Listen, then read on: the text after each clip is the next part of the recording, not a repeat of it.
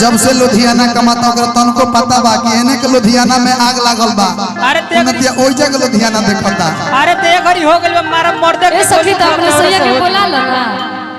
हम केंगा बोलाई इतना तड़पल ठीक ना हो उ जानतनी आलोक अंकेश के समझ धइले बड़े कि तू तो बहरा में करे लायदा कदे में काम घाम लागत तू तो बहरा में घाम लागत है ना बलम जी आ जाइता बलम जी आ जाइता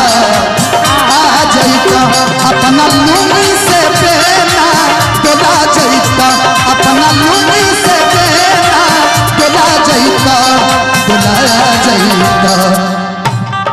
बलम जी आ जाइता बलम जी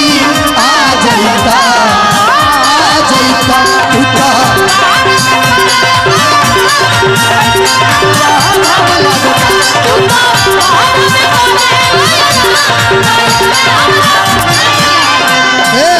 और देखते राजा ए राजा तू तो लुधियाना में करता ड्यूटी पछुआ के हवा मोर बिगाड़ देता ब्यूटी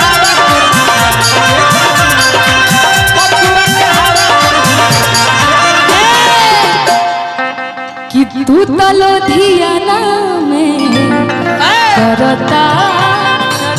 लहे तनी पोछला तू तो लुधियाना में करता ड्यूटी पछुआ के हवा मोर बिगाड़ देता ब्यूटी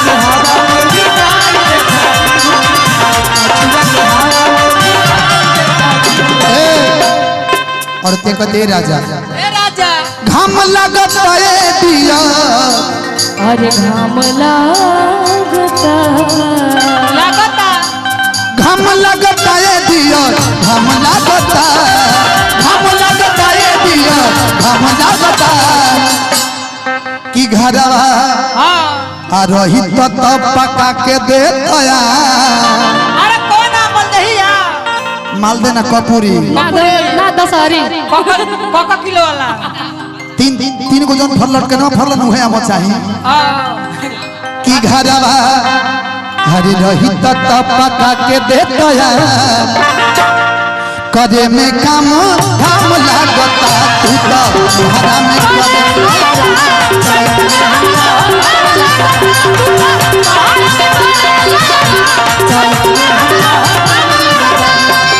जाते हो परदेस पिया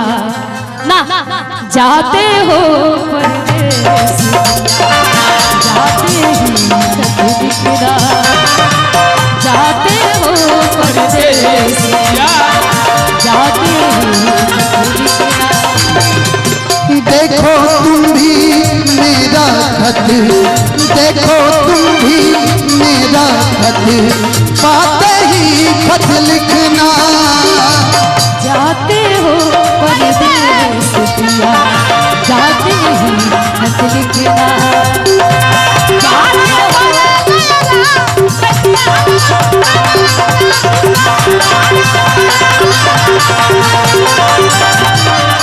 लेकिन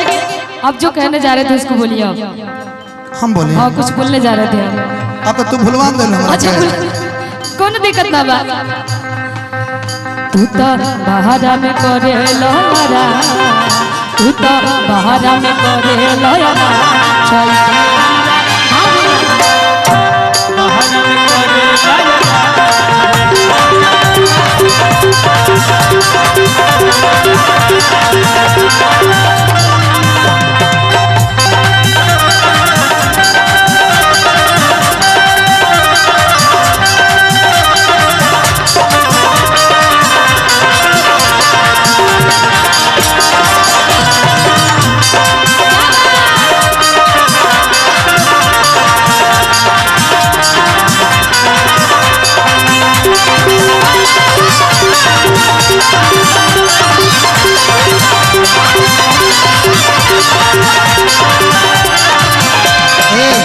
और तिया कहतिया का का कहती कहतिया कुछ दिन खाती पंक ए पंको ले ले तो छुट्टी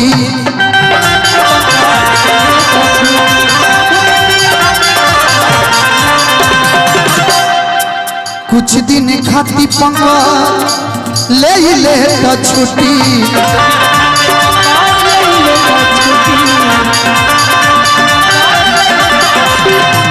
देहिया के साथ साथ को बना गइल सुखी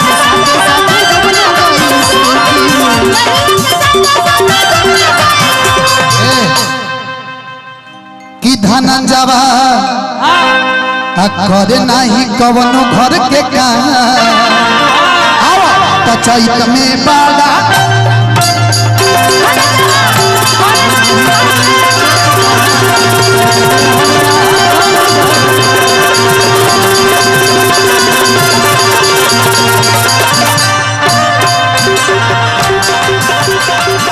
Thank you.